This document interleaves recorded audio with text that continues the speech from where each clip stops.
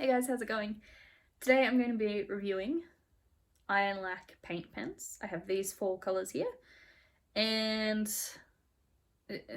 look, I had a time and a half with these pens. This is probably going to be my first fully negative review on this channel. Normally, whatever I try, there's some way to make it work, but these bastards, no. So let's just get into it. So to kick us off, I'm not wearing my glasses, so I don't have very good depth perception. To kick us off, I'm just going to have to give you a bit of detail about these pens. These are water-based acrylic paint pens. The ones that I have are 3mm. There's other sizes, I'm sure. They come in a ton of different colours. I've noticed them a lot when I've been at Officeworks.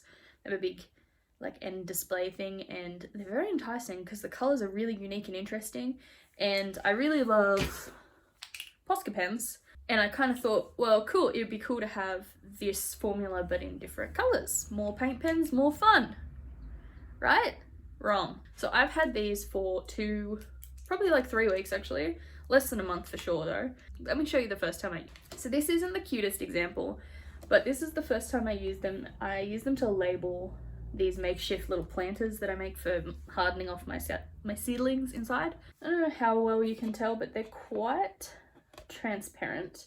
The blue did okay, I'm guessing because it's pastel and has a lot more white in it, but it's still transparent, and that green is barely legible, especially because I had obviously potting mix in here, so it was dark behind here. It's impossible to see, which is really disappointing. Also, I don't know whether you can really see at the bottom there, but the paint kind of pooled. It's very liquidy. It's almost like a weird kind of watercolor, but not watercolor, obviously. It's like acrylic. Look, it's not a good time.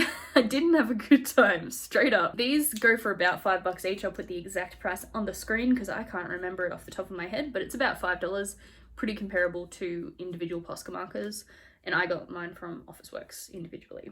If you're interested in what colors I have the colors Mulberry, Magic, Atmosphere, and Linz Iceberg. Very cool names, very cool colors. It is an intense shame that they don't really work. Like I said, these are a lot more transparent than POSCAs. If you're used to using POSCAs, you will be disappointed, just like I was. I'm not really sure who these are for, right?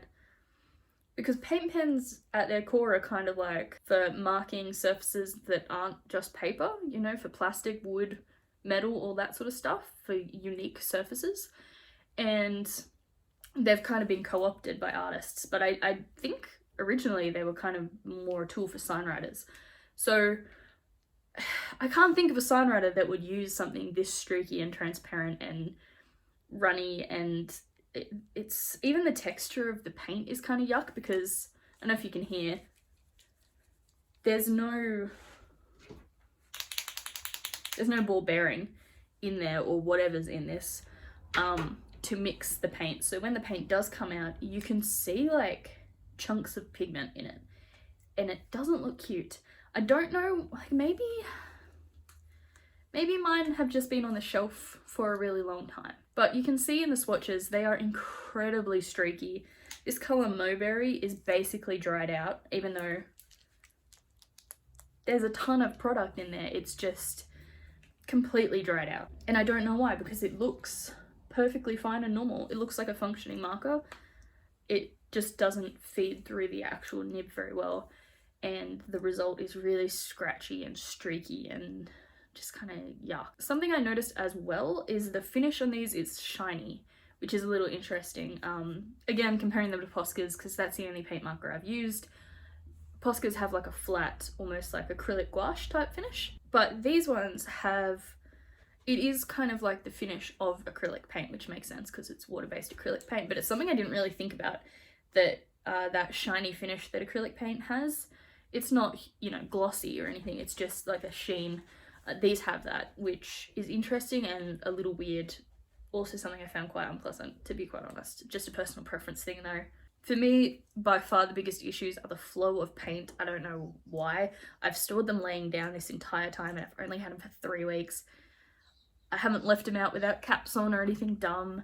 I don't know why they're gone streaky and yuck. To be honest, in the beginning, they were still very streaky and they've always been translucent. So for me, that just doesn't work very well. In an effort to kind of make these usable, I did like dip a paintbrush in some water and then like touched it to the tip to try and use them like a watered down acrylic paint or something.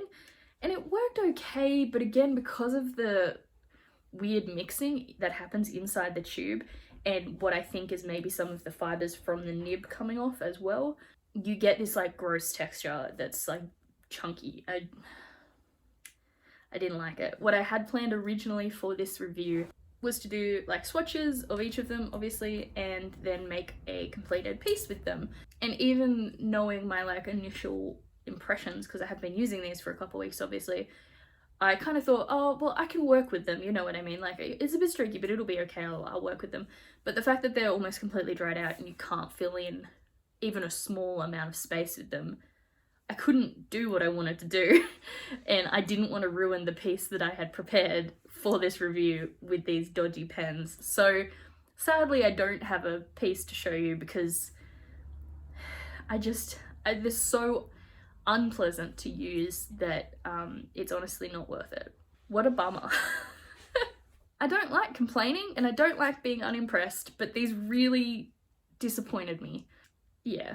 At very least, I thought they were going to be opaque. I thought they were going to be good and not streaky and not dried out and crumbly, but they were. Which is a real shame because these colours are really beautiful. They're really, really pretty colours and I don't get to enjoy them.